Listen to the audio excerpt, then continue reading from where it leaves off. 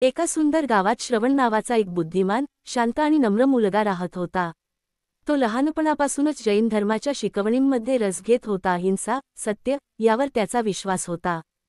गावात एका दिवशी सोन्याची चोरी झाली. सर्वजण श्रवणवर शंका घेतात, कारण तो त्या दिवशी मंदिराजवळ एकटाच होता.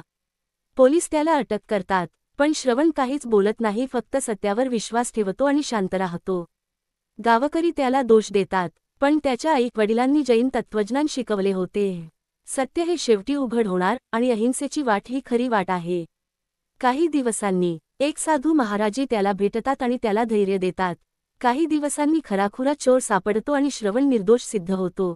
श्रवण गावकऱ्यांना माफ करतो. तो म्हणतो, माफ करणे हीच खरी वीरता आहे आणि हेच जैन धर्म शिकवतो.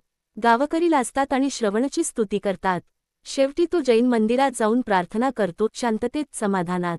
जैन धर्म म्हणजे केवळ एक श्रद्धा नाही, तर एक जीवनपद्धती आहे. सत्य, अहिंसा आणि क्षमाशीलता.